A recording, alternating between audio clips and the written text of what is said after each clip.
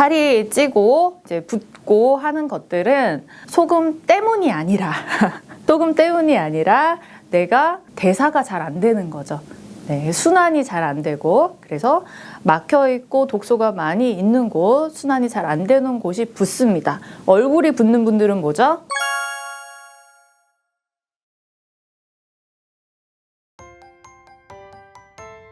소금을 드시면서, 소금물 요법이죠. 이제 건강을 위해서는 채수분이 기본이다 해서 부족해진 그 만성 탈수에 있으신 분들이 소금물을 먹어야지 그 다음 단계로 갈 수 있으니까 이제 가장 열심히 말씀드린 게 소금물 요법, 따소물 요법인데요.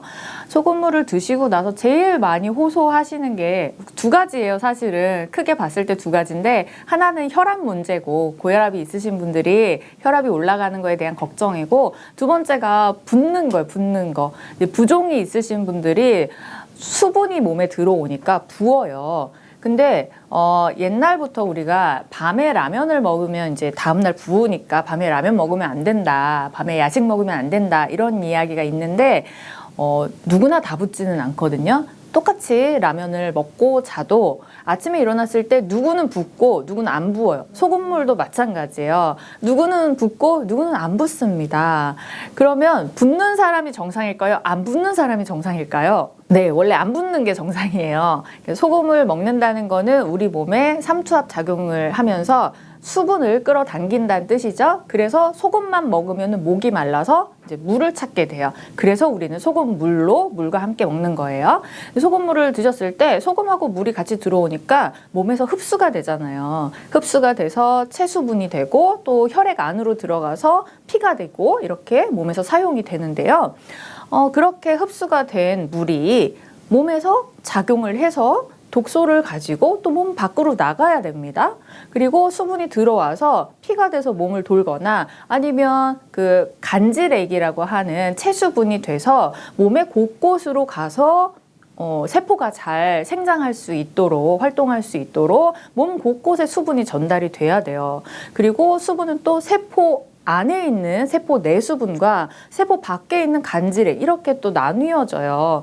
근데 이런 일을 세포가 하는 거죠, 사실은.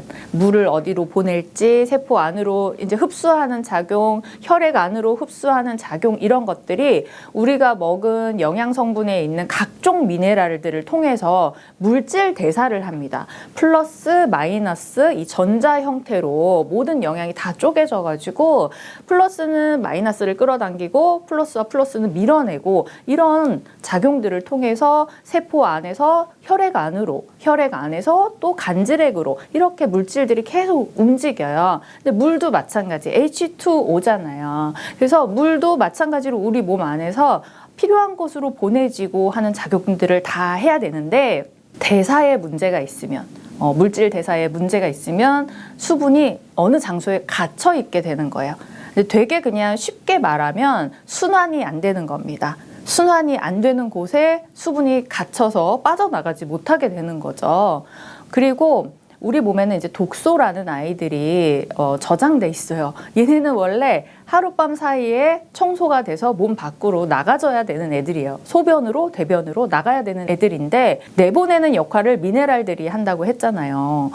미네랄들을 통해서 이제 세포가 하는 거죠. 면역 세포들이. 근데 그게 이제 미네랄이 부족하니까 독소 배출이 안 되니까 몸에다가 이제 봉인을 해서 쌓아놓거든요. 조금 안전한 데다가 세포를 공격하지 못하도록. 근데 독소를 이렇게 봉인하는 데 필요한 게 물이랑 지방이에요. 물하고 지방으로 중화시키는 게 제일 편해요.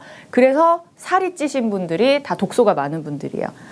네, 그게 그냥 살이 찐 게 아니라 나이 들고 어느 순간부터는 살이 너무 안 빠져, 막 굶어도 안 빠져, 운동해도 안 빠져. 그거는 독소를 중화시키기 위해서 지방을 쌓아놓은 거기 때문에 독소 빼기 전까지는 절대로 안 내보냅니다. 근데 그거를 굶어서 지방만 빼고 독소는 그대로 있다. 그럼 바로 먹기 시작하면 그때부터 요요가 오는 거죠.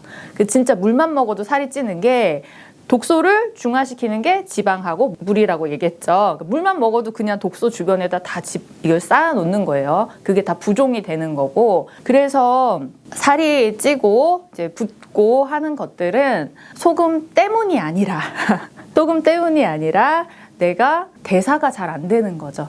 네, 순환이 잘 안 되고, 그래서 막혀 있고 독소가 많이 있는 곳, 순환이 잘 안 되는 곳이 붓습니다. 얼굴이 붓는 분들은 뭐죠? 예, 여기 얼굴로 올라가는 주요 혈관들이 막힌 거예요. 네, 막혀서 여기로 혈관이 올라가고 내려가고, 피가 올라가고 내려가고, 림프가 올라가고 내려가고 하면서 독소 배출을 해줘야 되는데, 올라는 갔지만 내려가지 못해서 부어 있는 거죠. 독소들이. 그러니까 거기에 이제 수분이 차가지고 붓는 거고, 그러면서 특히 목 쪽, 여기에 많이 쌓이게 됩니다. 나이 들수록. 그래서 갑상선 주변, 임파선 주변 이런 데가 이제 면역이 안 좋고 순환이 안 되면 여기가 두꺼워지고 독소가 막 쌓이게 되는 거예요. 그다음에 하체가 많이 부으시는 분들 엄청 많거든요. 그런 분들은 이제 골반, 고관절 이쪽에서 이제 막힘이 있는 거죠. 그런 분들은 이제 자궁 쪽에도 순환이 잘 안 되니까 문제가 많이 있고, 특히 아랫배가 이렇게 차갑고 냉하고 그쪽에 우리가 먹었던 아이스크림, 얼음, 차가운 음식들, 얼죽아이신 분들, 얼어 죽어도 겨울에도 아이스 아메리카노를 드시는 분들, 네, 그런 냉기가 몸 안에 그대로 쌓여요. 체온은 36.5도를 반드시 유지해야만 살 수 있잖아요. 체온이 1도가 떨어지면 이제 저체온증이 돼가지고 이제 혼절을 하거든요. 네, 그래서 몸은 어떻게든 이 36.5도를 유지하려고 안간힘을 쓰고 있어요. 그런데 이제 몸에 염증이 많고 특히 암 체질이신 분들, 이런 분들은 몸에 보일러 시설이 없잖아요. 발열 기관이 없잖아요. 오로지 피가 돌면서 체온 유지하는 거, 아니면 우리가 움직이면서 근육에서 열을 내는 거, 그거밖에 없거든요.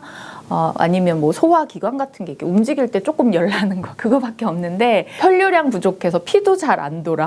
그러면 체온도 떨어져. 근데 자꾸 차가운 걸 먹으면 그거를 따뜻하게 다 하지 못하고 아랫배 쪽에 이제 냉기가 가득 차게 돼요. 그래서 배꼽 주변을 만져보면 딱딱하게 굳어 있고, 막 누르기만 해도 살짝만 눌러도 너무 아프고, 그리고 특히 아랫배가 이렇게 차갑고, 그런 분들이 하체 순환이 너무 안 되고요. 그리고 신장은 허리 요 아래쪽에 있잖아요. 골반 바로 위에 이제 허리 쪽에 요추 있는 데에 신장이 있거든요.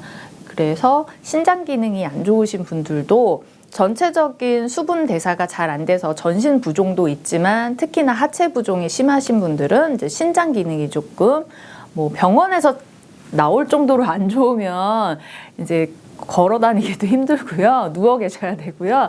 그 정도는 아니지만 기능이 이제 많이 떨어지고 있는 거죠. 또 이제 우리가 간이 안 좋으면은 배에 복수 찬다고 하잖아요.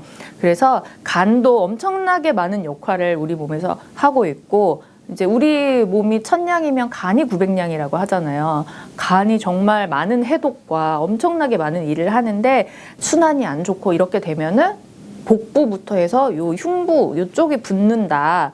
그러신 분들은 간이 좀 안 좋은 분들이 그렇다라고 합니다. 그래서 얼굴이 붓는 분들, 몸이 붓는 분들, 다리가 붓는 분들이 약간씩의 이제 장기에, 더 약화된 장기의 특징은 있으나, 딱 내가 순환이 안 되고 독소가 많고 한 곳이 붓는다 라고 이해하시면 좋을 것 같습니다. 3살 버릇이 여든 간다. 나의 선택과 반복되는 행동은 우선 나 자신의 미래를 만들고 내 주변 어린이와 어른 모두의 미래를 바꿀 수도 있습니다. 어린이와 어른 우리 모두의 건강과 안전을 위해 꼭 필요한 정보를 드립니다.